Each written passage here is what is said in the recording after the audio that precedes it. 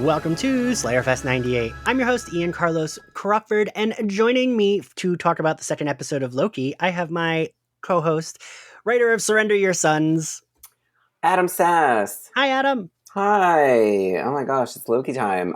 So we've got two great guests, two big faves. First up is comedian, writer, and host of the Queer Tea podcast. Hi, I'm Gabe Gonzalez. Great. Hi, Gabe. And also we are joined by blogger and PhD student Ashley K. Smalls. Hi, Ashley. Welcome back. Welcome Ashley, back all. Yes, and Ashley also helps with social media with Slayerfest 98. Yes, I do. I do the memes that you guys either love or probably are very sick of. yes, the memes. Okay. Never. Ashley, did you see right before this, someone actually quote tweeted, which I thought was that was one of my favorite ones you did, the spoilers with no context. Someone was like, how is this no context? This is just a spoiler. But they were in front of Pompeii for 2 seconds. I had a feeling someone would. I can always guess people are just very predictable, but I'm also just sir, it's a picture of a girl in front of a burning building. If that gives you context on what episode 2 is about, then you know what? You're way better than me. Yeah. I feel like if it's a cute reference that out of context, whatever, that's fine on a different day. And day of, I guess, whatever. Just mute the hashtag. Crying out It's loud. this isn't RuPaul's Drag Race. Yeah, exactly right. But I feel like that's often Twitter where it's you know what I meant, but now you're doing it. Now you're doing this. Doing the most. Be like Elsa, let it go. Just retweet. You know what's funny. See, that's the thing. This is exactly why it's just you're gonna ruin a cute moment. That is a cute but stupid moment. The Pompeii moment. It was great stuff that I didn't know was happening because I'm, stepping away from Twitter for a moment for a little mental health for myself. My 50-second step away of the year. Listen, Adam, I was proud of you. You lasted a week last time. I think that's everyone made fun of me when I made my big announcement. They were like, oh, RAP, we'll see you fucking tomorrow. I didn't want to say it, but I thought. Well, Russell said that for me. So, right. Yeah, don't worry. Everything you want to say, he just does. I feel like it was longer than Chrissy Teigen lasted off of Twitter, though. That's true. So there's that. Well, I will also be taken down soon, I believe. By a former Project Runway contestant, inevitably. So great. Oh, God. But yeah, so we're here to talk episode 2 of Loki. And Adam, I want you to know I've been trying very hard to say it Loki. Not the way I felt they made fun of you before, because you say low key before. Adam was like, you've got to say it differently. All of WandaVision, he was like, so low key when low key starts, and I was like, you better ditch that. WandaVision, low key. That's the thing. You bet me. It's my Jersey accent. It's the microwave. Yeah. Ashley, you see how these boys treat me on this podcast. But yeah, so I mean, I said this before we started recording, but a thing I really liked about this was we kind of just get right into it. Loki's already at that desk. He's already talking to the clock. They already have a relationship where he's annoyed at it. But he doesn't seem too he's not really that shocked that there's this talking cartoon that is walking across his desk. But right. Yeah, he's already 2 seasons into The Office. Yes. Which is kind of what I wanted, right? Well, yeah, that's the thing. That was my worry, is that it's so mundane chic there that I was that's very hard to pull off and be compelling at the same time. So I'm glad that they just kind of really quickly fast forwarded to that. Yeah. But I mean, so we open on Wisconsin in 1985. Gabe, did you recognize the woman that is at the Ren Fair that has speaking lines? Okay, let me tell you, the way Kate Berlant was the Catherine Hahn of Loki for me, I did call Miss Minutes the Catherine Hahn of Loki earlier, which I stand by. But okay, when Kate Berlant showed up on screen, I assumed, I was like, oh, okay, she's in this, right? This is our Kat Denning. This is our Catherine Hahn. Correct, I thought she was going to be Femme Loki. I thought she was going to have that reveal. Loki, I thought she was Loki. And I just assumed that her presence was going to be a much bigger reveal. She was in a spectacular background role that just had the best lines and absolutely set the mood perfectly. But I think deep in my heart, I was like, okay, she's got to be something in this storyline that like they're downplaying, right? And I spent the entire episode thinking she was hiding under that cloak. No joke. Like absolutely. I was like, Caperland's gonna like throw off this hood and cackle at Tom Hiddleston because she's him. I mean, it could be worse. You could have thought it was Mephisto. So that's oh my god. I mean, that's it. Well, I mean, she was. I mean, listen, Caperland in this is the Emma Caulfield, like. Where it was just like, oh no, she's just there. She's like a townsperson. Like she didn't even get to say, "I'm gagging for you, faggot," to Loki. I was wondering if it was her. Yeah, yeah. And honestly, for like a split second, from like because like she's introduced like in a very like deep wide shot, and I was like very far back from the TV. I thought that was Agatha. I was like, oh my god, yes. we got Agatha. I was like, for a second, I was like, wait, hold up. Yeah. So, but then I had that 2-second same thing where I was like, wait a minute, because she does like, especially in like the way that you're right, the way it's shot, it like does resemble like, and the way she's dressed too looks like Agatha from back in the day. Just a little accident. What's like a 1980s vibe and like a Renfest kind of costume? That's giving hard Agatha for sure. That's it. I mean that. Mm-hmm. Yeah. So we see the TVA agents. Also, full disclosure, I have such trouble keeping track of all of their names because it's like C185, and I'm like, wait, which fucking number? We gotta knock that off soon. There's right. We need names. I'm like, give them names. But so these guards all arrive. They are hunting the Loki variant. They all get taken down. One, I loved the needle drop of holding out for a hero, but two, I was surprised at how like violent it was. Oh, yeah. I mean, it was a slaughter. That I was thinking that too. Like Marvel stuff usually isn't too like actual that felt like a slasher movie almost. Where it was just like this felt like Jason is coming to get you again, and like no matter what that person's gonna do, like they're just gonna materialize a lance and put it through you. Yeah, I do feel like burning people alive last episode was definitely kind of surprising for me. I was like, oh, okay, like we're that tone. And I think the stakes feel a little different in this series than they have in like some of the other Marvel Disney Plus shows. I mean, I know the stakes are high in all of them, but I don't know. It does feel particularly dark in this series. It's a titch. It's got like a little droplet of Mandalorian in them, where it's just it's a little like, this is a little more brutal. Yeah.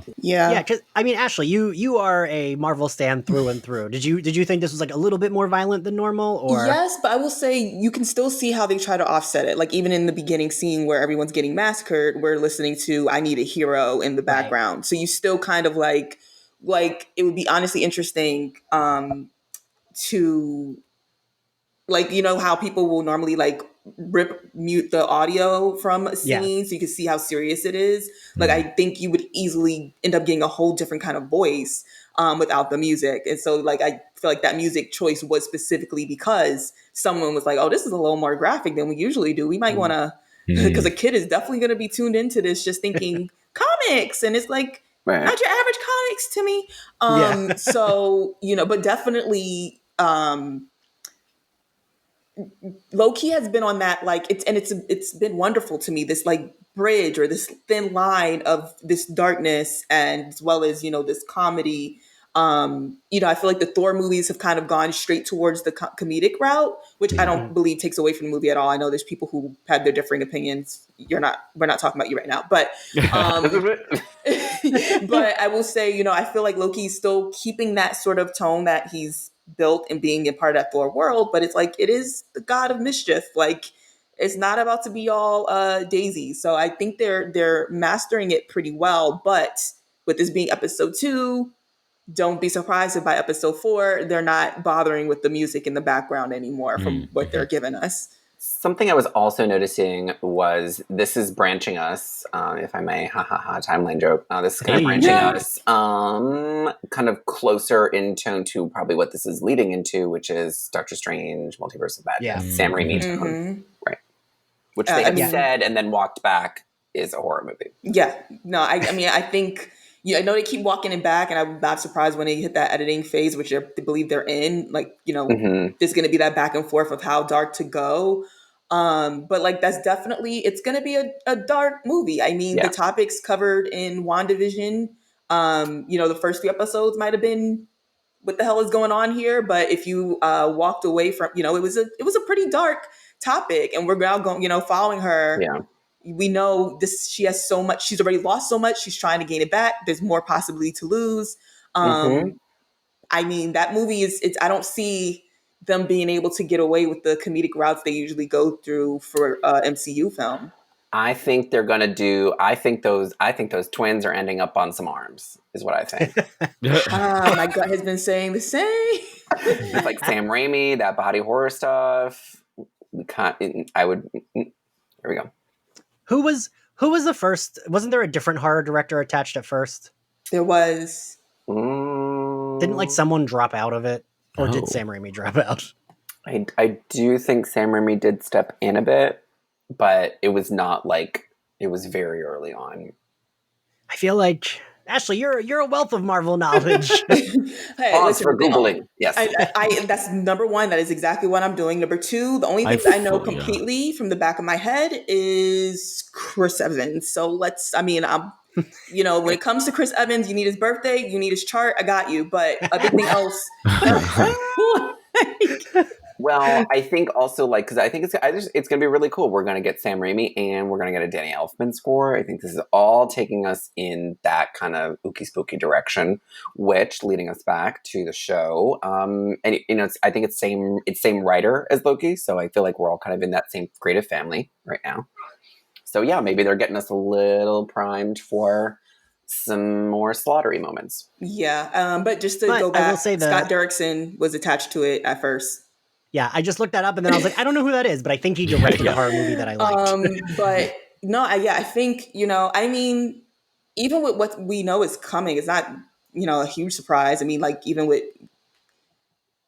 okay, not to jump into a topic I'm sure is also going to come up as well, but it's just like Kang the Conqueror, they just keep throwing him in our face. Yeah. And ain't nothing funny about what He not laughing. He don't find nothing funny. So I think it's best to get people prepared now, because he ain't this. And not to say Thanos was someone who was joking around ever, right? But there's this isn't really about power levels. This is really about the seriousness of a certain villain as well, and especially someone who has, though we haven't seen him yet, he has some high stakes attached to what's going on in Loki. And so, yeah, I think it's best that they start to maneuver these voices, because I don't think they're going to be able to be honest, I'm so shocked he's going to make his first appearance in Ant-Man, because Ant-Man is so goofy, and I still feel like he might pop up in this. I feel too. like, because he was cast so early, but I will say, I mean, they'll probably do maybe a credit stinger, but maybe not a full, this is kind of... Yeah, maybe not dialogue between him and Loki, but I have a feeling of how our first introduction to Thanos, even before Josh Brolin was casted for him, we got that little after credit scene. I think we're gonna get something similar to that.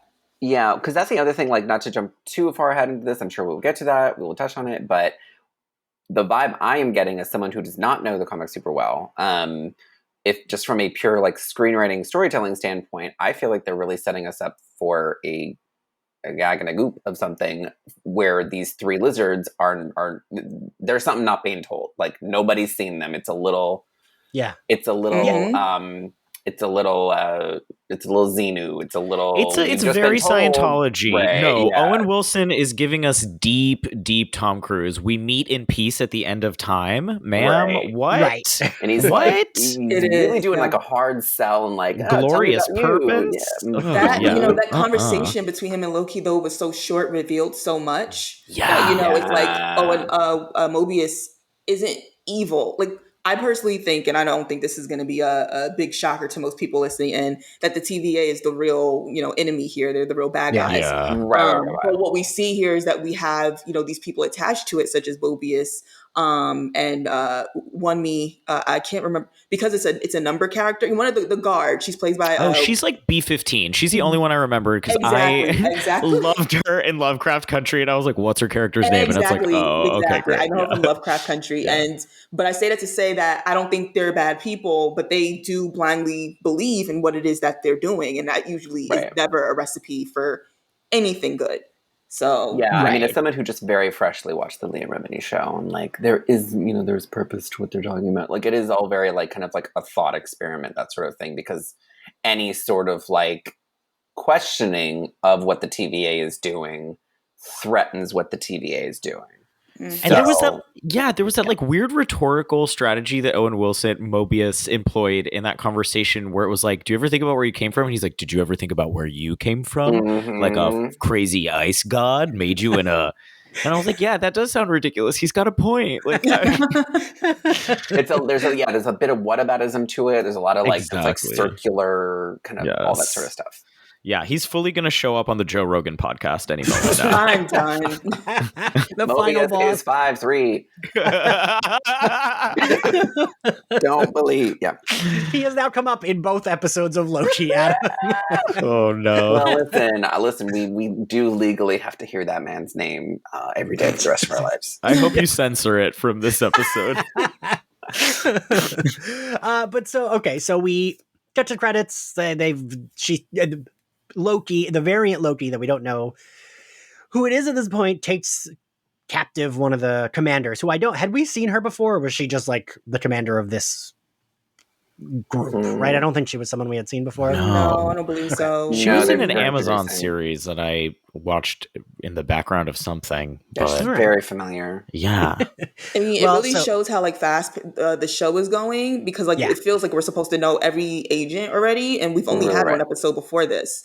And only really become familiar to the two. So, but no, I don't believe if she did come across, like we weren't given a real face to face. Okay.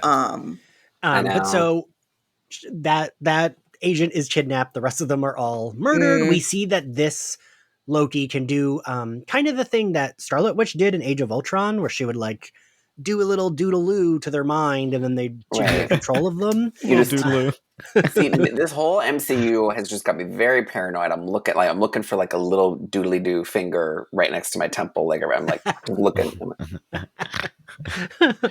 But so we learn that this Loki can do that. And then we cut to Loki at his desk where he's talking to the weird clock. And I like that. I mean, he even has, you guys mentioned this, that later on him and Mobius have a conversation, but Loki says to the clock, like, are you alive? Are you recording this? Yeah. And the clock is like, maybe both. Like just being like shitty and cutesy. I want to see Miss Minutes gain awareness of her own mortality and agency. I want this to be like she's realizing that she's somehow imprisoned by the TVA. I hope that Miss Minutes is the TVA. Yes. I hope that she's... Yeah. She's the big bad at the end of this, okay? Screw Kang the Conqueror. We're not getting Jonathan Majors yet. We're getting Miss Minutes. Well, actually, Miss Minutes is like broken into 3 pieces, and that becomes Kang and Mephisto. And Adam, we're not saying that name anymore. Oh, all right. All right, host, then proceed. But so we learn that he's basically kind of like, all right, cool, I'm working here, is basically the thing that he's doing. And I'm so glad, because I didn't need, even though he does the thing at the end, I think that he does kind of like Mobius. I think there's times which I do appreciate that I can't tell who is playing who more. But for what it's worth, and as much as this version of Loki can be like, all right, I wouldn't kill you, like that's his version of liking someone, and I don't think he would kill Mobius at this point in time, right? Classic Twitter gay friendship is just very like okay, I really like you, we had a moment. I also am suspicious. But so Mobius immediately is like, come on, we're going on a mission. And again, I am so glad we streamlined all of this. I didn't need to see him training. I didn't need to see him getting more info. I'm glad that we just kind of zoom past all that, and here he is. He's got his little TVA suit, which I think looks handsome on him. And we're going to this Ren Fair. And he does like a thing. So I felt like at first when Loki's giving them like the speech, I was like, oh, I think he is thinking, and like, I don't know. Do we think he was like trying to trick them the entire time? Or was it like he didn't know what the fuck he was doing, and then he was like, wait, I can trick them? Is kind of what I thought was going on. it felt like it was like lampooning like the police procedural, or like I mentioned this before we started recording. It reminded me of Hannibal, like Hugh Dancy's character being Yes. like, this is my design, like, you know what I mean? It felt so performative. I was like, this is a show. Like, I felt like he had it turned on the moment they got there, but I loved it. Yeah. Yeah, I think with Loki, everything with him, as someone who is extremely chaotic himself, I think probably he's kind of cool with stuff until he sees an opening, and then he's like, "Oh, actually, that would be fun." Yeah.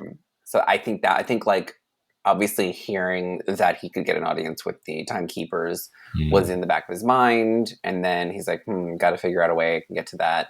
Minded his own business, kind of went along with stuff, and then was like, actually, this could be good. Yeah, I agree with that. Like, I think we know that, well, several things, like two things here for me is one, I do really love that, Mobius is a challenge for Loki. I think the Loki that we are so familiar with, he plays people pretty easily, and like he is, technically supposed to. That's what he does. And now we have someone who is so familiar with his history that it's not that easy anymore, and that's what makes the show so great. It's not going to be a slam dunk for him. But even going back to what Adam was saying about, the opening, even if he goes in being serious or intending to be, if he sees an opportunity of like, oh, this might be a shortcut, he's going to take it. And, I think his thing is, if I just do what it is that they need me to, then when I do it, they won't need me anymore, and then there's nothing stopping them from killing me. It's like, he's not. We all know Loki is very far from stupid. Even if he is someone who stalls for time, does the gags, he is always thinking 10 steps ahead. But like that was the main thing here, is that right now or at least at that moment, he wanted a meeting with the timekeepers. And it's just like, if I can make it seem like I can bring up something that they would want, anything, I'm grasping at straws here, then that would give me more of an opportunity with the timekeepers versus I did the thing you want. And I think that's really also what we're seeing here, is that it's not just enough, even if he knew what this other version of himself was going to do next. It's not just enough to do what they say, but to give them a reason to keep him alive.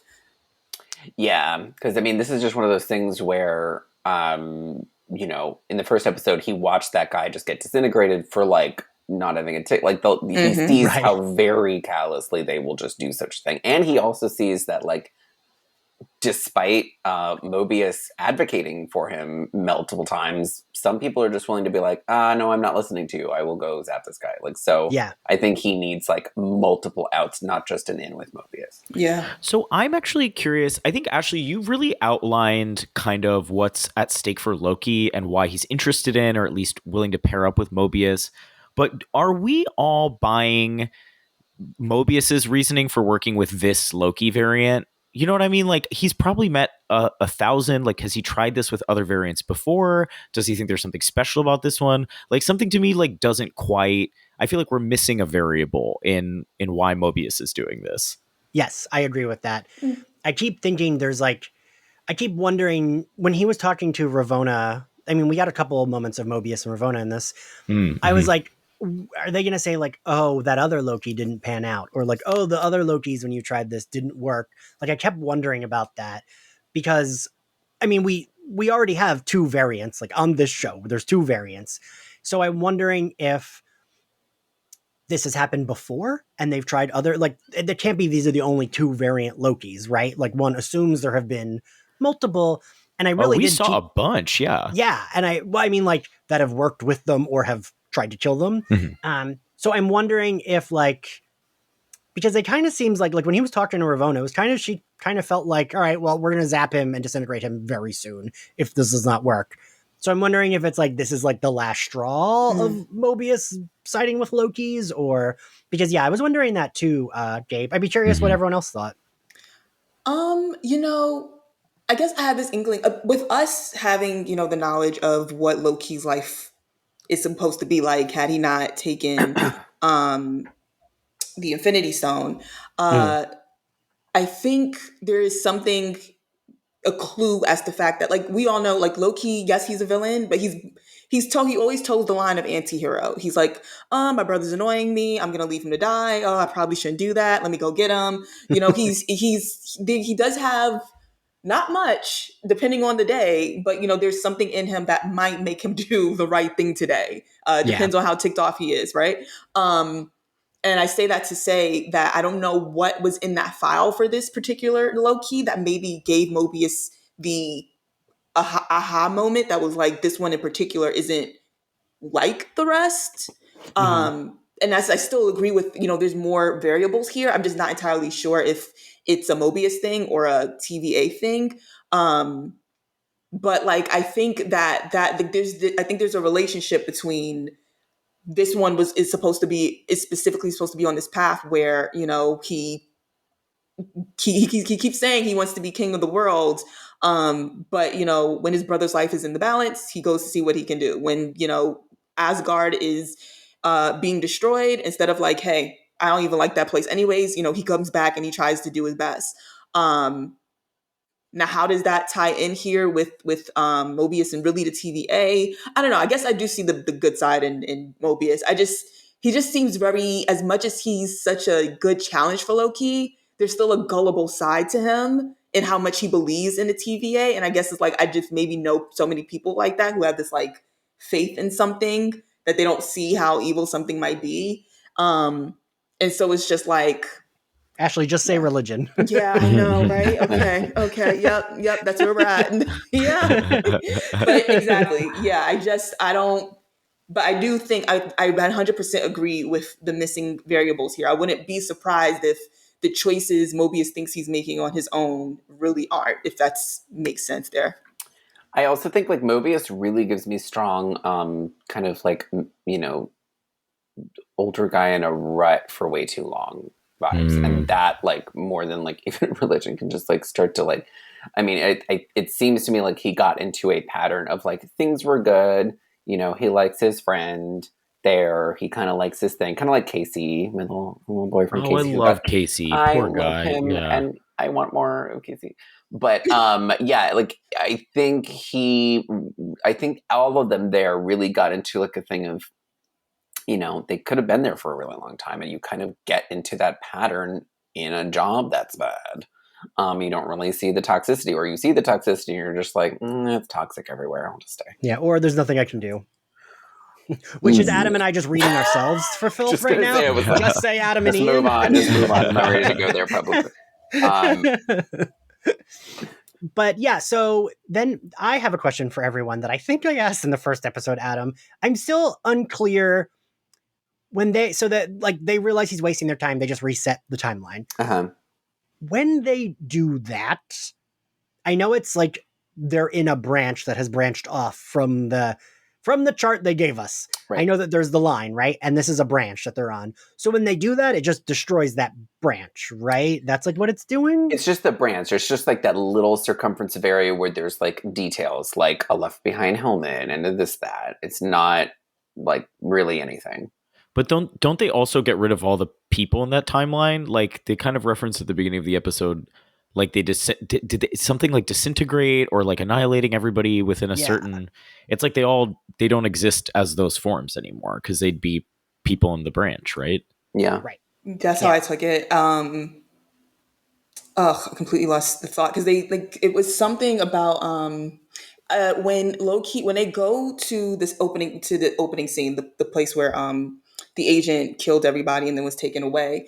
And when the TVA goes there and Loki asks, you know, question, why don't you just bring us to the moment before, you know, all of this happens? And I believe Mobius answers, we can't do that because that allows the branch that was made to basically like still exist. And then anything we would do would then, I guess, make another. So it doesn't rectify the mistake that was made that created that branch. So you would need to go to a specific moment. So that's how I took it. But see, this is what we came across in Endgame, time travel. Yeah. Like you're doing this thing. Well, even like watching this, like, so watching this with my husband, like he will like kind of have it and then like whoop, he doesn't got it. And, you know, like we all do. Yeah. And, you know, this one, like, he was so on board with it. He was on board with it. Da, da, da, da, da, da, da. And then he was just like, wait a minute. So why did the TVA let Steve Rogers go back in time and like just kind of live a different life? And I was just like, I don't know. Like, it was supposed to always be that way. That's like the end of his. Because I feel like he was kind of living this because he was supposed to put everything back. And the end of Steve Rogers' storyline actually, you know, his own timeline is circuitous within the main timeline. So that's like, that was again a kind of an event. So for him, time is sequential. But for everyone else, it's like different times. But for him, it's just sequential. So I feel like as long as that is happening. Yeah, I feel like the way I'm okay with, because I can see where that would, is how in the first episode when Loki does try to blame the Avengers, and I was like, he's right, but then they're just like, no, that was supposed to happen. Well, but then that's the thing. If that's supposed to happen, that's the inciting incident for the branch that caused this Loki variant. So that means this Loki variant should have happened. That's my thing. That's the. Yeah, I'm so glad you said that because that is the one thing. Because I was like, this is like so. Is there a version that was supposed to have happened where they go back, get the stones, Loki doesn't disappear, and they don't gotta go back to 1970? Like, they just get the stones, go back, but they still run into the same problem. Like, is that what was supposed to happen? Same end result, but they just had to make an extra trip because this Loki variant happened. I guess so, right? Yeah. Does that mean the events of Endgame were a branch universe? Fuck me. Stop the show. You know that? I don't know. Yeah. GIF where it's like a bunch of like numbers are floating around somebody, yes. And they're just like that's me right now. I'm just like that like Brazilian soap opera lady. Yes. Yeah, I think that's like the one segment that is like, I don't know, because like I don't know how you allow that branch, because unless Loki takes the Space Stone and leaves, they are not able to, like, then they would have just taken it, gone back. The part where they both go to 1970, you know, that's another thing. But that trip to 1970 was extremely important thematically for both Tony and Steve, because Tony got to like kind of have that moment with his dad, which I think really solidified the sacrifice play that he has to make. And then Steve got to see Peggy, which solidifies him sticking around in the past. So it has to make sense. So I think for my own sanity, I'm going to say this Loki isn't a variant, and this was like engineered. And we're going to find out at the end that like, oh no, that was supposed to happen. That he was supposed to come here and help this thing out. Like, that's part of the time. Adam, I'm on board with that theory. I like that. Because otherwise, like, Endgame is pretty, like, you do have that hole then. Because like, what else was supposed to happen? So, all right, cool, thanks. Just mark it if I'm right. Yeah. So they reset that timeline. Mobius has a meeting with Ravonna.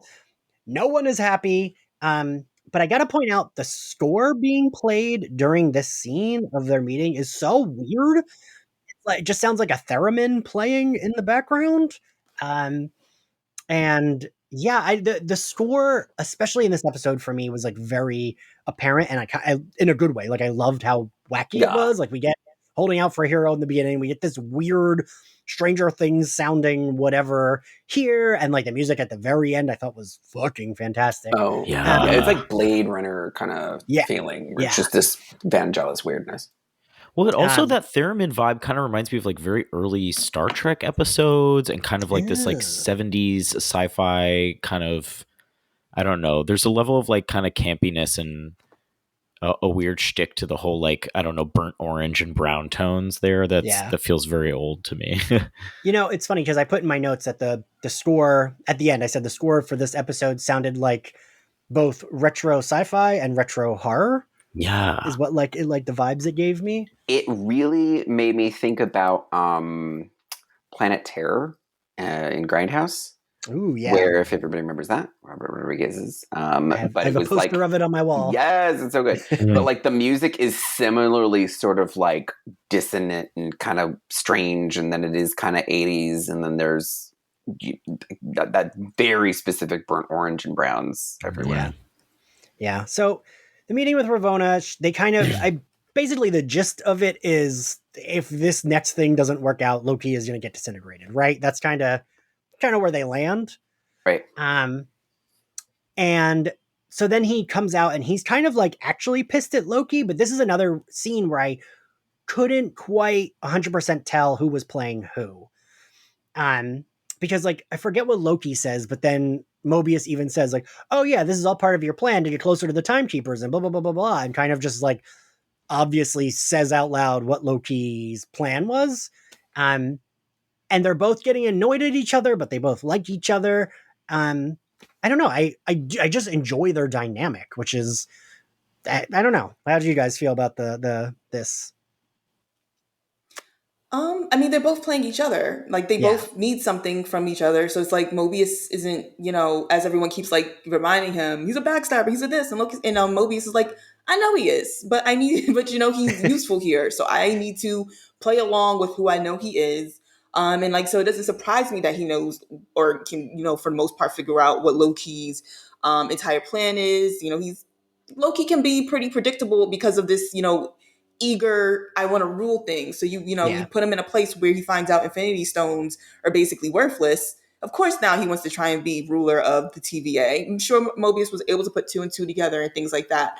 But he's also like, if that want, if that desire is big enough, and Loki sees an opportunity in this mission to get closer to that, whether it's to get in front of timekeepers or whatever. Even if Loki's mind is on trying to kill him, Mobius is trying to kill the timekeepers. Mobius isn't going to take that seriously because he doesn't think the timekeepers can probably be killed or something of that nature. So it's like, let Loki think whatever he needs to think if it means that the job is going to get done. And so when Loki goes the stalling route, he's disappointed because he's like, I thought you would have taken this so seriously that wasting time is just not something you would have done or whatever. And so it's very clear, and I think that moment was a real transition moment in realizing like, this isn't Thor here. This isn't a meathead who's going to punch first and ask questions later. This is someone who is being just as strategic as you are, whether you realize it or not. And that was, it made me also really excited in a sense of, we've seen the strategic Loki, but there's also the Loki that is very spontaneous. And, we've seen him in the movies, but I wouldn't say not quite yet here in the show. And I don't want to get to the end yet, but like the ending of obviously it goes back to that conversation we were having of the minute an open opportunity for Loki to do what he wants opens, he's going to take it. But they're both playing up to that point. They're both playing each other, trying to get what they want. And at that moment, no one's getting anything that they want. And, this other Loki is out there just really playing everybody at the same time. Yeah. The other Loki is the one that's like more in control of like everything. I did like the research. I love that it's immediately like, let's do research. Oh, we'll make it a challenge. And then Loki's asleep. But I also like that Loki's kind of the one that he does end up being helpful, even if he's playing him the whole time. He is right? Like he says like when he goes to like read the file, which I only know this because I read one of Brett White's articles, that the scene where he talks to the woman in charge of the files, that's a reference to the movie Seven, because the score, the music, like orchestra music playing, is the same music that plays in Seven when they go to do their research. Oh, well, it did feel very Fincher, like super dark. I think like the cinematography in this is very David Fincher. Yeah, it's really like, let's look at everything through like a dirty napkin. Yeah. Right. Which I'm a sucker for. I'm not going to pretend. I'm always like on board for that shit. Oh yeah, I like it. It's just like, that is what it is. Yeah. But so Loki reads his own file, and through that has an epiphany, goes to see Mobius in the cafeteria and ruins his salad. Did that salad a favor? Because like, that was a sad looking salad. Mm-hmm. It was very sad. It looked like it was just like lettuce in a bowl. It did. He wanted it so badly, and I was just like, why?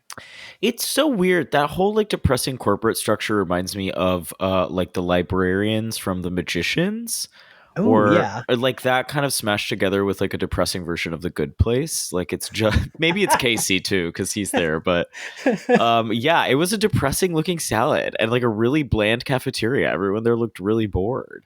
Yeah, it's just a pathetic little lunch. Are they happy? What's going? Like what? I there's got to be some kind of uprising at the end. I get the impression, Casey seems very scared of his workplace, but like bound to it. So I'm like, what's happening here? What's going on? I feel like if there is like a revolt towards the end and like go against, this corporate structure, that sort of thing, I feel like Casey's going to be the guy who's like kind of jumps in at the end very bravely being like, I'll help a little bit. Just thinks it's cool and exciting. I hope Miss Minutes leads the unionization effort of the TVA. No, Miss Minutes is head of people. She is here to shut that shit down. You're right. She is. She's literally in charge of minutes. She's counting when you're at the bathroom. She's like, I hear you. I really hear your concerns. Unfortunately, this case is now closed. Yeah. Unfortunately, we're moving on to a different subject. We do have to sunset this idea. Yeah. Jeff Bezos wants what Miss Minutes has. But so the things that he said, things that Loki said that I was like, this might be important, is he says like a Nexus event happens when someone does something they're not supposed to. And Mobius says, well, it's a little more complicated than that.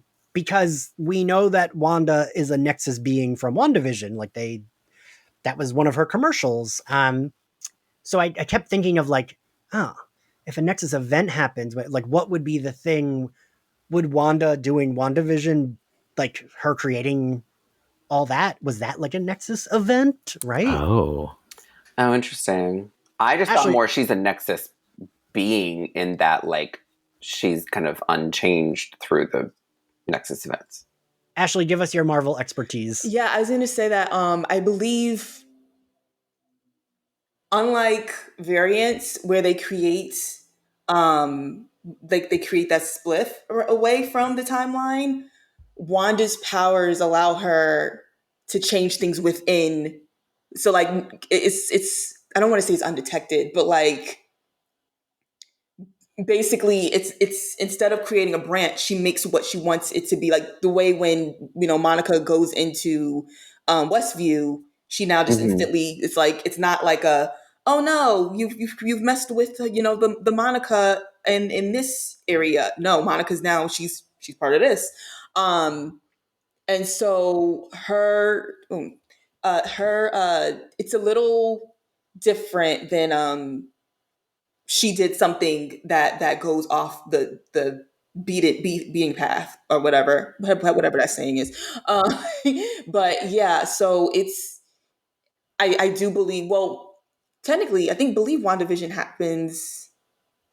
Oh, see, now this is where we get into the whole when everything is going because the shows don't. We don't know when this is happening. Yeah, no, because I think WandaVision happens like it happened. I think WandaVision happens kind of right after. Yeah, Endgame. Yeah. Right. Spider-Man Far From Home is the one that happens like kind of a bit later. Yeah. Yeah.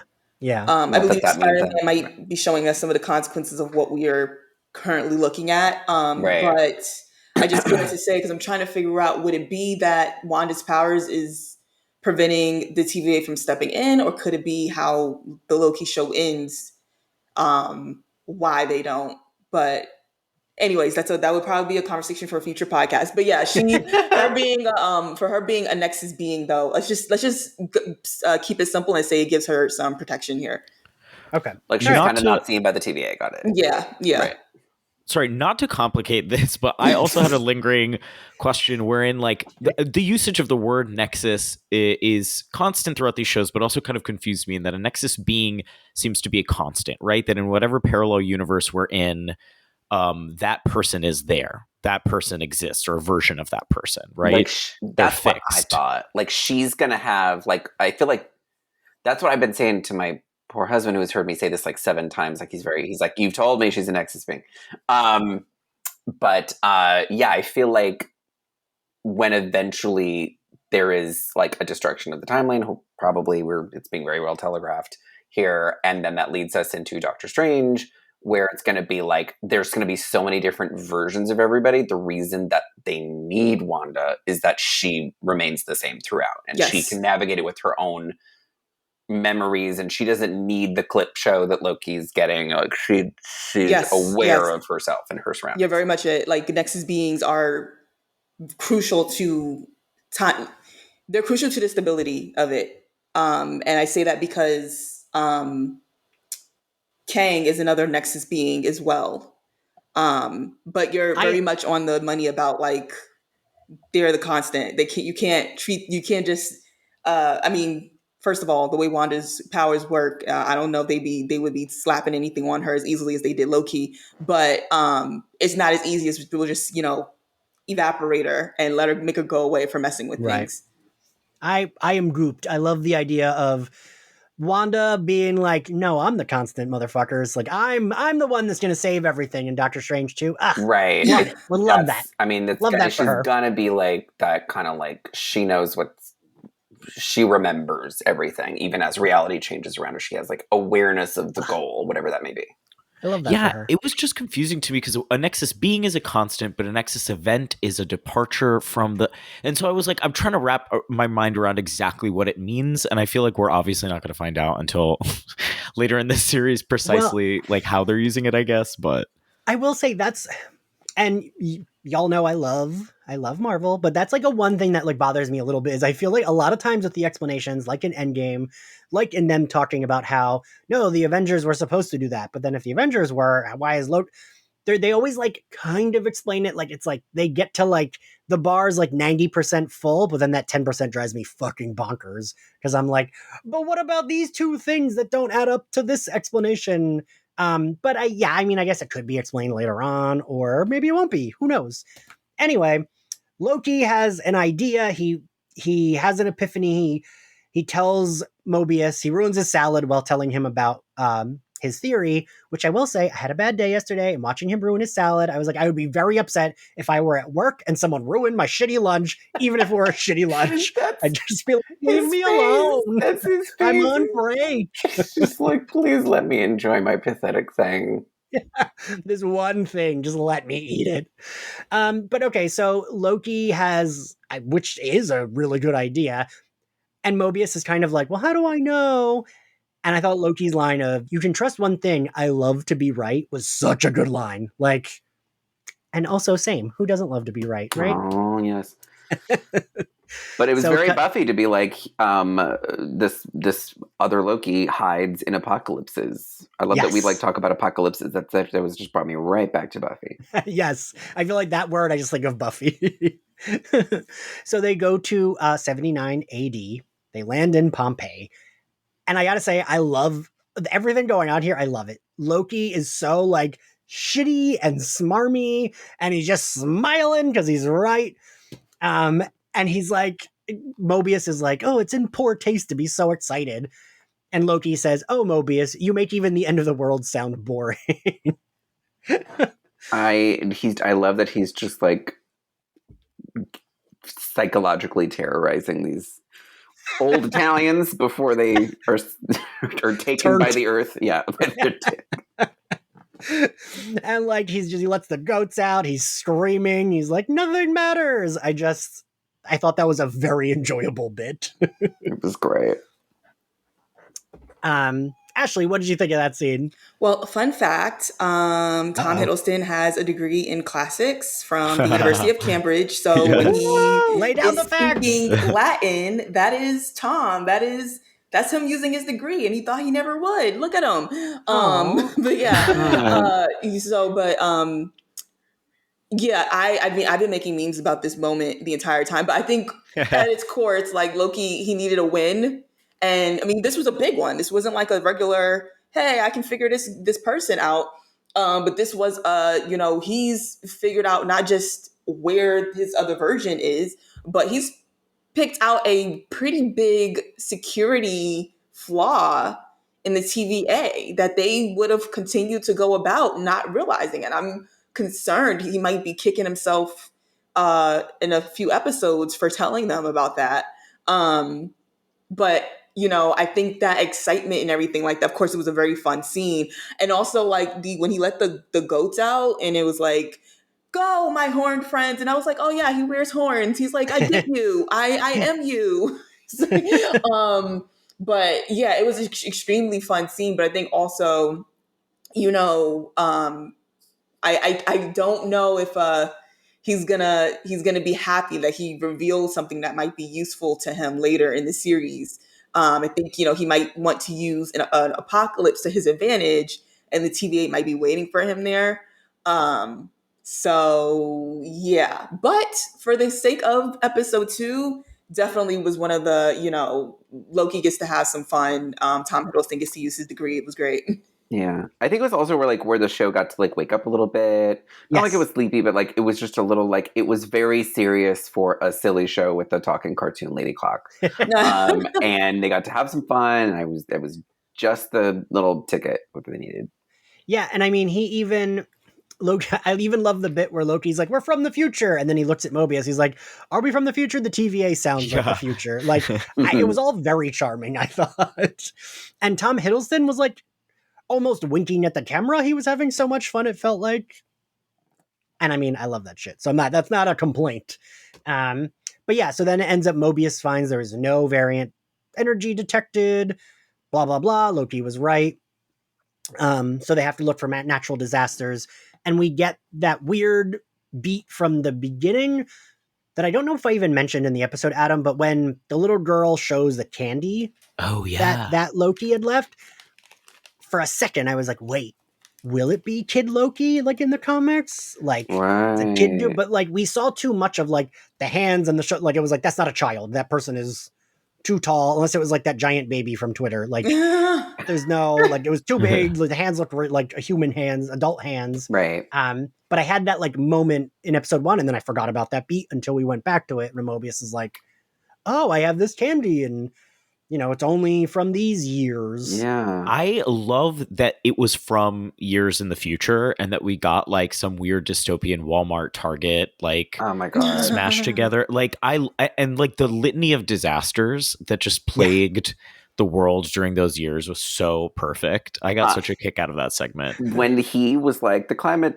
apocalypse of 2048, I just like moaned. I was like, someone's gonna like tweet that in fucking 2048 or like whatever the fuck that is going on now. Sorry, like, I don't know if we're dropping F-bombs here and just be like, yeah. I'm drowning in my home in the Gulf. LOL, this is the only day to retweet this. Yeah, exactly. It's gonna be like retweeting Simpsons episodes and being like, whoa, wow, yeah. Like, oh my God. Things Loki predicted. Oh no. Yeah. So this is where then they have their talk. This is when they do the research and we cut the Loki sleeping. So they do, but they find out that like it was like they look at how many disasters happened between the years of when that gum was made. They also have that talk that we mentioned earlier where they like almost talk about God. And I was like, is this going to get religious? Cause it felt religious. But it like doesn't. And I love when Loki calls it the 3 space lizards. I love when he says that about the timekeepers. But so then they are cross-referencing every natural disaster. Loki finds this. I don't even remember which did they say what the disaster is? The flooding? It's a hurricane, yeah. Okay. Yeah. And we get the like cut to that. And I thought, oh no, we don't get that yet. He has to go to Ravonna. It was so like real and hard that they were like, yeah, so there's this hurricane, and all the survivors kind of like pile into this like kind of big superstore area, and they think they're all going to be safe. And I was just like, no, they're not.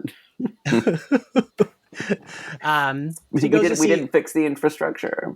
We did not, and they don't care. They're just like, we're going in for this thing. We don't care about those people. They're going to die. No big deal.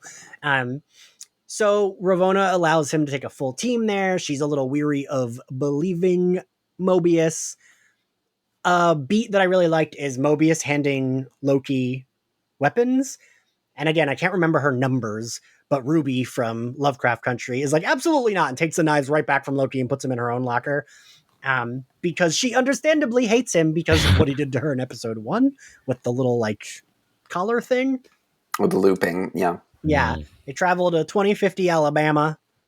They go to Roxcart, which Roxxon is like the MCU company that keeps popping up everywhere. Yes. And I do wonder if eventually it'll stop being just like, oh, that's showing you it's this universe, and like it will be there is a villain behind this, because I feel like there's like some thing. CEO villain part of it. Because so I'm like semi a Marvel completionist, although I have not watched Cloak and Dagger. I watched Hellstorm or whatever it was called. I forget what they called it. Yeah. The first half I thought was actually good. But the rest of it was caca. But the only connection to the MCU is there's a Roxxon gas station that they go to at one point. Well, Ian, you remember like watching Lost in like the early seasons when they started dropping in all the Widmore Corporation stuff, where it was like, oh, what's up with that? And then he showed up as the big bad later on. And then he just gets shot and it doesn't matter. But anyway. Yeah, that's season 6. Hey. Like, oh, you thought this was important? Nah, it doesn't matter. Can I actually... Oh, sorry. Yeah. I don't want to derail you, but I have this burning question. I was actually hoping you all could provide insight. Mobius is in Ravona's office and keeps referring to like another favorite agent, or like, did someone else give this to you? What's that about? I was like, is he talking about someone else in his position, that like she's meeting with several agents from the TVA, or like, is there another agency? Like, I don't understand what's going on there. Was it just like playful ribbing, or is it like, or is this, is it Mr. Fantastic? Thank you for not saying Mephisto. Kind of shake it up, because we invested a lot of people who could have popped up in that one. I was wondering that too. I was wondering if there was like, I was like, is there a Mobius variant? And this, but like, I mean, from what we've seen, and I don't know if we'll get more of this, but like, whenever they walk out on that balcony, the TVA looks like a huge fucking city. But then we're only seeing the confines of like what seems to be this one building. So I'm wondering how many Minutemen they actually have, because they're really burning through them, and they're not like, what do we do? Like, they're more just like annoyed. Like, they're more just like, it's like, gotta get to the bottom of this. Like, they're not running out of people. Yeah, Ashley, what do you think about that? Do you think there's another agent? Like, what do you think? I'm trying my best to not bring up Kang anymore, because I'm like, you know what? No, I'm going to be very honest with you. I'm biased because I think Jonathan Majors is absolutely fine. So I need him in the show as quickly as possible. I don't want any more stalling. Let's start there. But, I mean, at first view, I just took it as banter. But it could leave some possibilities, especially because, we know next episode, they're going to look at him as a fuck up, most likely. And, are we going to be introduced to another agent to clean up the mess, or to, has someone have been called in to help him before because he wasn't able to, I mean, she seems to have a lot of confidence in him. It wasn't so much like a, you messed up so much before type of thing. But he's messed up now. So it'd be interesting to see, what happens and what that trust now looks like, if any at all. And I mean, I don't know if they'll even be able to go back to the office in episode 3. I mean, it kind of feels like episode 3 is going to have a completely different, not just a different voice and vibe, but it's going to primarily be taking place in a different location. But I have a strong inkling, we're going to be introduced to maybe some new agents that don't just get killed 2 minutes after we meet them. So, but at face value, I didn't think so. But okay, so we get to Roxcart. They're inside, and Adam, like you, I thought this was a really good set. I love this like dystopian super Walmart end of the world. These people are gonna die. I thought it was a really good setting. Like really how our design aesthetic is gonna go if we keep making McDonald's look like warehouses. Like if we keep redesigning, it's just gonna keep being just like grayer, more gray, more boxy. Oh wait, I gotta mention before we get to that, before they leave, I do love the bit of being when they're talking about all the variant Lokis and we're seeing them like holograms of them and like one's like this like giant ogre with like Loki's head. I want to see that one so bad. I bet he's so hot. I was gonna say, I was like this Zelda Goron Loki.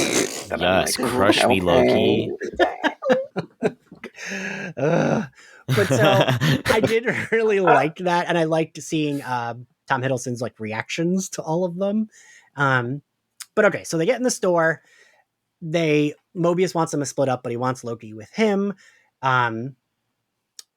What's her number, Gabe? You said you knew her number. B15, baby. She's the only one I remember. All right, B15 says no. Loki's going with her, which I was happy about. So I was like, good. I want to see some shitty dynamic. I almost wish there had been more of her not being possessed. Just to see them like banter, because she like clearly fucking hates him, and she should. I would too. But so they split up. A thing that I thought was like important to note, when Mobius is with the other guards, the guards have like, it almost felt like they were cops. The way Mobius is like, you're being really mean to these people. They're scared. And he's like, yeah, they're going to die. They should be scared. And just like doesn't care.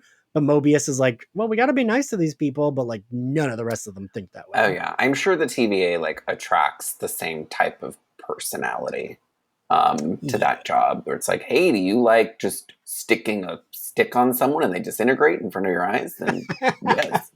It's weird too, because I feel like they sort of treat them the way they treated the people in Pompeii, where they're like, all right, we're gonna annihilate this weird branch anyway, so like who cares if we're nice to them, sort of. True I mean, Mobius did tell Loki it was tacky the way he was acting. It was so rude. But I think Mobius and Casey are too sensitive for this harsh world. They are. They're so I'm gonna protect them. I need Casey involved in more of the hijinks. Like, I need him there. Correct. It's great. So we kind of like right away learn the cloaked Loki figure is there. We see like a hand touching some buttons, and has like access to video screens around this store. So as they split up, the guard and Loki come upon a man, which I was like, how dystopian is this if we're going to have someone shopping during a hurricane?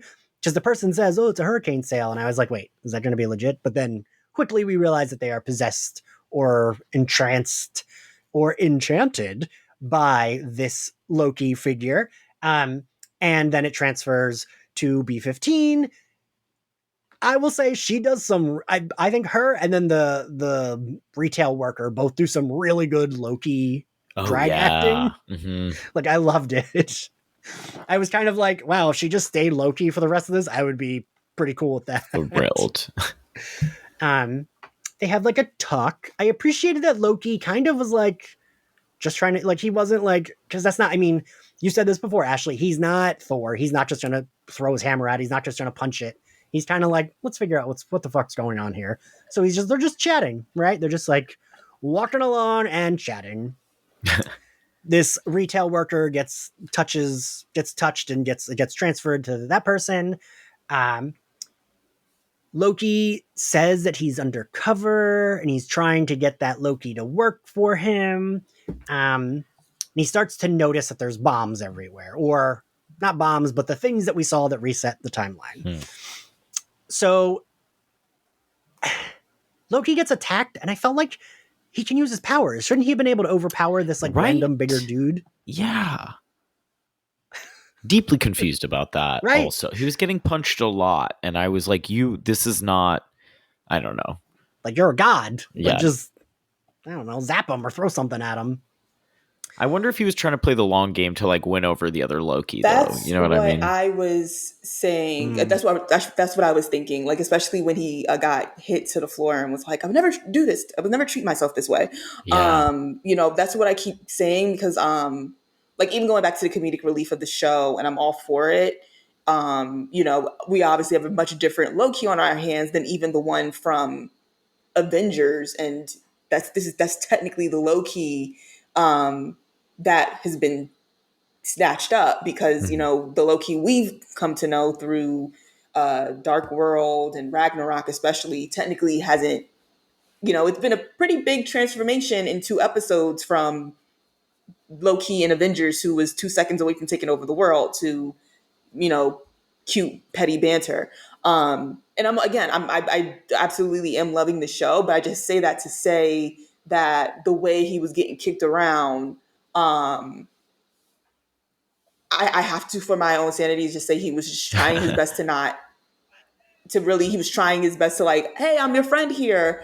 Because the Loki that was in Avengers was, he was running up and down them for majority of the movie. Right. So, it's not like it's been a minute since he's been in combat. Like he just went up against the Hulk. Also, maybe was trying to poorly de-escalate the situation because he needed answers and he needed to figure this out. There was a ticking clock. He couldn't just be like, well, I'm gonna mess you up and then go. He needed this resolved in a very successful way.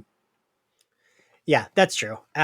So then we get to the final Loki, which is the reveal. The cloak is torn off. The cloak is pulled back, and we see that it is a woman dressed as Loki. Mm-hmm.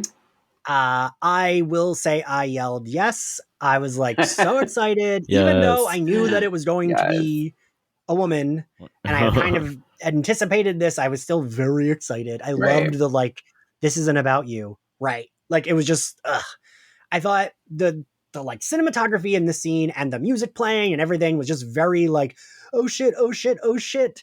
The pacing was great. So good. So good. And we get Mobius and the other guards running towards them. And then the timer goes off. Literally, like you said, Adam, the time was ticking. It was literally ticking. Correct, yeah. It goes off. And I think Loki had said earlier he thought that this Loki was going to blow them all up, not realizing that those weren't for this store. They were going elsewhere. Timer goes off. We see that all of them go through little portals. And it seems to be that they created a multiverse right then and there. Multiple branches hoping to get to the red line, which would shatter the sacred timeline. Yeah. And I don't see them stopping that. So I feel like maybe episode 3 were in the multiverse. I don't know. It seemed like they were deploying people right away. Even our fabulous, I can't remember her name. Ramona. Yeah, she picked up a weapon. She's I'm very eager to see her in the field. Where she's okay, I'm going to settle this myself. It definitely, you got the sense of real big urgency. I don't think there's, and then our Loki does another sort of thing and just realizes that he's better off resolving this by following the villainous Loki into the portal. Yeah, I thought the whole scene was so good. But Ashley, I'm sure you have, since I noticed you realized when I said enchanted. So I've read that people think this Loki could actually be the Enchantress, the MCU's Enchantress. So I'm kind of treating it the way I did with when John Walker was in Falcon Winter Soldier, and even though we all knew he was a U.S. agent, I kept referring to him as Captain America because for the sake of the show, that's what, if you have no knowledge of anything outside, that's what he is right now. And so, I think everyone has some good points because it's when the cloak came down and she had blonde hair, I was now, are they making, because I'm it's MCU, nothing is going to be verbatim from the comics. I was maybe they're deciding to give Lady Loki blonde hair. And then I went on Twitter and saw everyone was is it Lady Loki? And I was okay, the Enchantress theories definitely hold up. One, it would make me feel better about the blonde hair. I don't know why it was bothering me, but it was just do that. And then I was okay, Enchantress in the comics gets her powers from Loki, so then it also would answer the question of why they think they are chasing Loki if that's the case. And it would make sense why she wants to play along with the idea that she's Loki, because as long as no one knows who she is, then, they can't put 2 and 2 together about what it is that she may really want, whatever that may be. Wait, Adam, this is, go ahead, Gabe. Oh, no. I was just going to say, I feel like we got 3 really strong hints. It's not actually Lady Loki. quote Lady Loki. Mm-hmm. I feel like the temple trick is new, is not an established Loki power. He literally says, "I wouldn't treat me this way" when he gets knocked down to the ground, which you mentioned. And then at the end, this character is like, "That's not my name." And so I don't know if like this little pattern is, you know, taken literally, or if maybe there's just an identity crisis among variants. Like, I don't know what's going down, but I definitely got the vibe it's someone posing as Loki. So, Adam, this is where Adam, do you know who Enchantress is? I am mid Google right now. Wait, so but like this is how is she in Suicide Squad? That's DC. That's different. That's the other Enchantress. That's the Okay. Enchantress. Wait, so I know Enchantress from the Marvel mobile game that I used to play. Okay. Which is like... Gabe, okay. which one is it? Which one is it? I forget what it's called. I haven't played it in Was it Future so long. Fight? It might have been that one. Yes, it was fully... Hold on, I'm Googling it now to be sure. Because I still have that on my phone, but I don't really play it. But it's like kind of like an RPG game almost, where you collect characters. It was absolutely Future Fight. Yeah, and they have little character bios. And so obviously, like, I do some deep reading on characters I had never learned about through that game, which is embarrassing but true.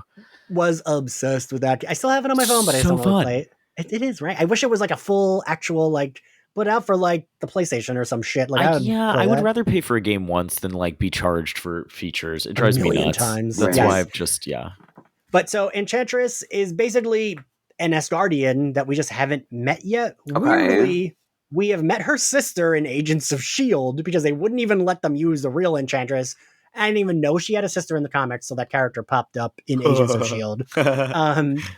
But yeah, she's just like an Asgardian villain that she like sometimes works with Loki. The guy, God, his name, Executioner in Ragnarok.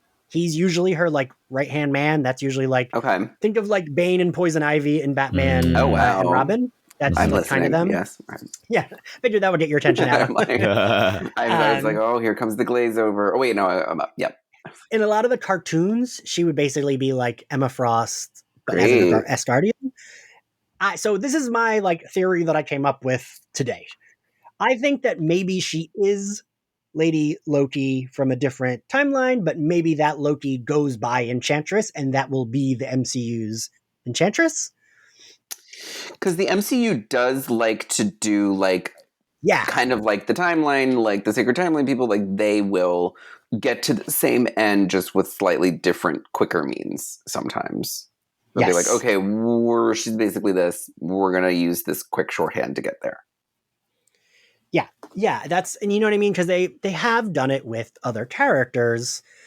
You know, I think of even Rosario Dawson in the like Netflix shows, how she was Night Nurse, but she had a different name, and then she wasn't Night Nurse. Like, they sometimes like to do that. So I don't know. I mean, I could see it going literally anyway, but that's my working theory right now that I came up with while I was at Register at work. But yeah, so I thought all of this was great. I loved Mobius yelling for Loki and Loki just like looking, and you can tell he is thinking, right? That was the thing. He was kind of weighing his options. I almost feel like he was like, oh, is it better if I like, he's weighing them in like what is best for him. Is it best if I stay with them, or is it best if I do this? Like, what will have the best outcome for me? And then he turns and he jumps through that porthole.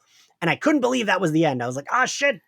Like this was, I found myself really wanting the next episode after this. And after episode 1, while I did like it, I didn't find myself being like, you know? Yeah, I did not race to start episode 2.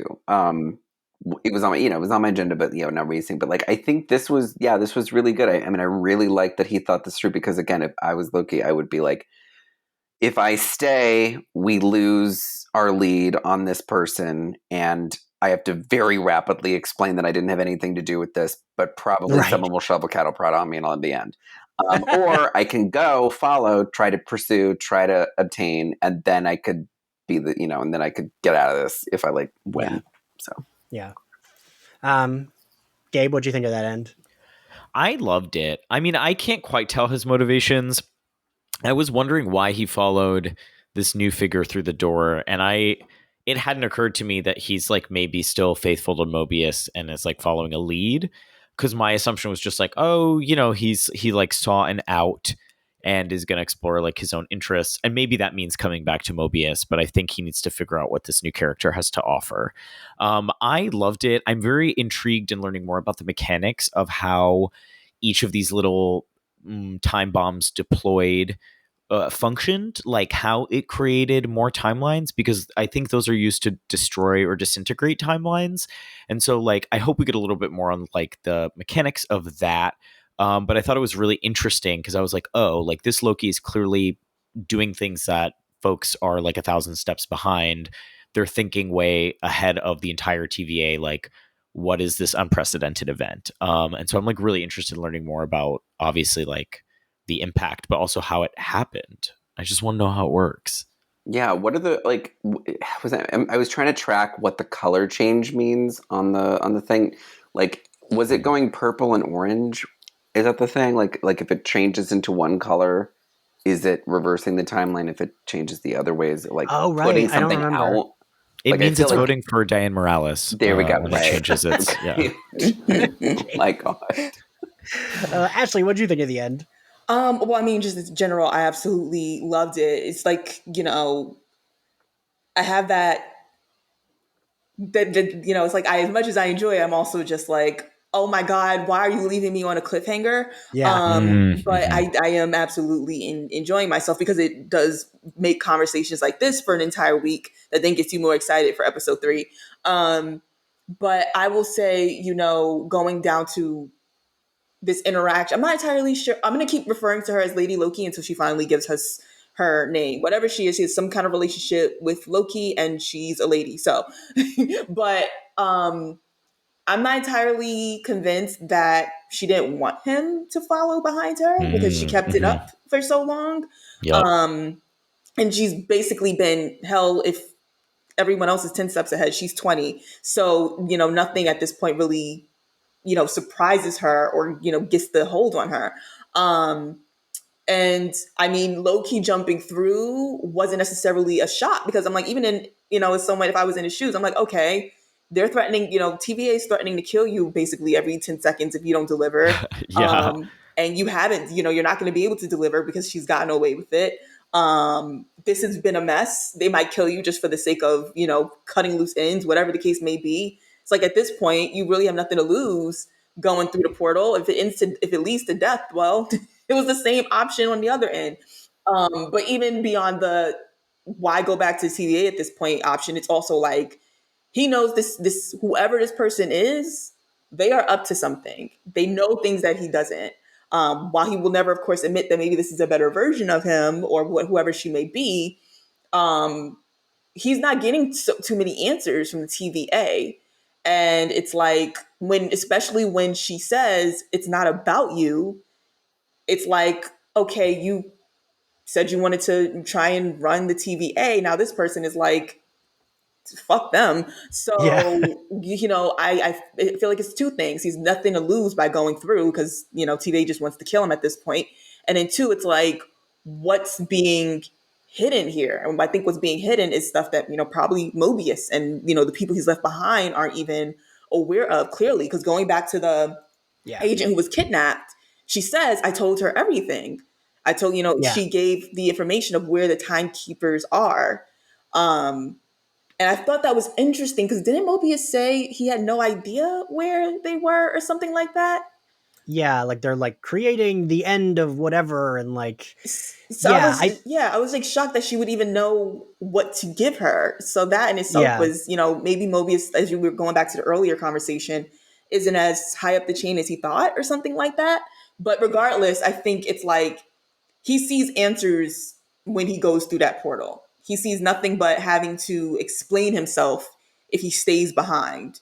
And so now, I think we're going to get to the nitty gritty of the things that have been hidden, that and how that comes into play here. I mean, I did a theory, and I don't know if it's going to be true. I don't know anything at this point, but I think maybe there's a version of Loki that may have had a hand in, if not creating Enchantress and her getting powers that sent her to do this, because as we know, any version of Loki that attempts it gets killed immediately. This has been the furthest someone with at least Loki's powers has been. So is it possible that, as we were going back to the whole conversation around, is he actually supposed to be there, even though they keep saying he's a variant?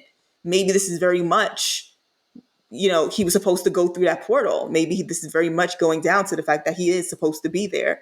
But yeah, that's what I got. All right. Well, we're at the end. Adam, what was your favorite scene? My favorite scene, probably, I don't know. It's so like, you know what? I did like him, excitedly explaining the salad. Because I think that was when like my own like lean in started to happen, where I was like, great, he's doing stuff. He's not just reacting. He's thinking. He's figuring it out. We are getting somewhere. So it was like very enticing to see. And I was very swept away along with him. Ashley, what's your favorite scene? So it's kind of the same, but I want to include when he comes across his file and he sees that Asgard has been destroyed, and like the nuance of Loki as a character and Tom Hiddleston playing him in this, like you see his tears, because when he saw his the clip of his life, like he got to see the moments with his family. He didn't get to see Asgard be destroyed, and now he knows that it has met its doom, and we get to see this really quick emotional moment of his home being destroyed, and immediately he's in the room ruining Mobius's salad and is acting like it doesn't faze him.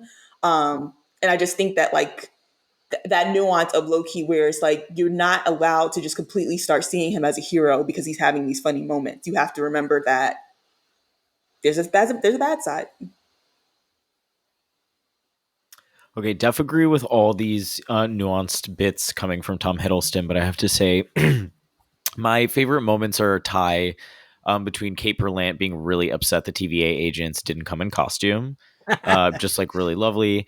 And then I think the litany of disasters happening in the 2040s and 50s in the research segment was really bleak and funny. So I can't believe that this is. I feel like this never happens, but so I have a tie, and it's none of the scenes that either of you said. Any of you said? For me, it's either that end, just because like the build up and the ending is shot great. was just so good. And for me, that felt like Falcon and Winter Soldier was fine, but we never got a shot. I felt like there weren't shots like that where it was like fuck. Aside from maybe when he murders that man with the shield, but it was a different kind of fuck. That, and then the scene of them in Pompeii of Loki just being like, nothing matters, you're all gonna die, who cares, are we from the future? Like, him having fun. I would love to have more of that from Loki. What grade do you give this episode, Ashley? Oh, it's phenomenal. I never like giving anything completely an A plus. I'm gonna give it an A minus, and that might just really be more so me being stingy because I just like, just like, so I'll own up to that, and not just because it's so early. I also don't want to set myself up, but yeah, I think I'm gonna go with A minus. Like it was great. All right, Gabe. Before you said A minus, I had also decided A minus because I am stingy, as well. I don't know. I think it moved so much faster than the last episode, and I really, really loved it. There are still some things where I'm like not quite sure where they're going, but I just think Tom Hiddleston is like really bringing it in a way I didn't expect him to bring it. I think this episode struck a nice balance between really gory high stakes scenes and like kind of internalized moments of drama, but also some great comedic moments, physical comedy, situational stuff. It's kind of just bringing everything to the table in a very well curated way, and I am pleasantly surprised. Ooh. All right, Adam, before you go, I'll give my grade first, so that way you don't feel. So I agree. I also give it an A, and now I'm mad that I gave the first episode an A because I should have given it, or did I give it a B plus? I think I maybe did. I don't know. Either way, this was better than the first one, even though I did like the first one. I agreed with what Gabe and Ashley said, and I land on an A. Adam, what grade do you give it? I do give it an A minus. It's not because I'm stingy. It's really because I was like kind of lacking in fire with this in the first like 10 to 15 minutes maybe, where it was like I was feeling a little bit of a like kind of let's get going, and then it did. So and now for a quick break. Folks, do you love movies? The good ones? Even the bad ones everyone told you not to like? It sounds like Super Yaki is the place for you. The team at Super Yaki loves movies. So much so, they've dedicated every waking moment of their life to bringing you top quality merchandise to showcase your love for them. From super soft t-shirts celebrating the 20th anniversary of the cinematic masterpiece Josie and the Pussycats, to comfy sweatshirts made for the brave members of the Movies by Yourself Club. They even have pins of some of your favorite directors, like Sofia Coppola and Jordan Peele.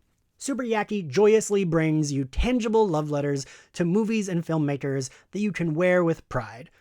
Plus, the team at Super Yaki screen prints all their apparel using eco-friendly, 100% water-based inks, and ships with compostable poly mailers for an environmentally friendly alternative to online shopping. And as a special gift to you, listeners can save 10% on their order with the code SUPERSlayerFest, all caps, no spaces, at checkout. If the spirit moves you, find them at superyaki.com. Let's watch more movies, y'all. Yeah. And thank you all for joining us. If you liked Slayerfest 98, you can find the podcast on Spotify, Apple Podcasts, YouTube, and other corners of the internet. You can find us on social media at SlayerFestX98. And if you want to support us and get access to bonus episodes, our private Facebook group, monthly Zoom calls, and more, you can support us on Patreon. And if you want to follow me on social, I am at ENXCarlos. Gabe, where can everyone find you? You can find me on Twitter or Instagram using the handle Gaybones, Gaybonez. It's an old nickname. I'll explain another time. If you are in New York, you can also see me at a live show I am hosting July 1st at a theater called Caveat on the Lower East Side. The show is called The Lavender Scare.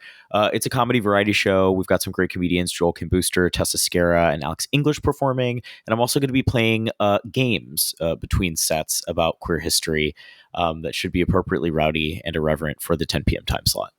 So that'll be a lot of fun. And you can also listen to me on the Queerty podcast every week. It comes out Friday on the Forever Dog Network. And Ashley, where can everyone find you? You can follow me on Twitter and Instagram, Ashley K. Smalls. And you can also visit my blog, brooklynblurred.com. I will definitely be writing up my theories that will most likely all be wrong this weekend, but I will still be having a whole lot of fun with them. And I include tons of gifts of Tom Hiddleston, if that's your thing, which is sometimes what people visit the site for. So, yes. Listen, Adam and I, that was our joke all through WandaVision, that all of our theories were incorrect. I mean, Everyone's were. I love that. Like, prove me wrong. I don't want to be like, again, like that's my weird thing. Whereas I'm just like, yeah, like I like coming up with weird crap that like in no way is going to be the canon. And I think it's like you heard it here. Adam and I like being negged. I do. Well, I'm just like not one of these people who's like a baby when it's like, oh, my theory. Right. And where can everyone find you and order your book, Adam? Okay, good. Now that I've insulted half the audience, you can find me on Twitter at the Adam Sass. You can also go to my author website, adamsassbooks.com. And you can pick up my debut YA thriller, Surrender Your Sons, wherever you buy your books. All right, and we'll see you all next time. Bye, guys. Bye. Bye. Thank you.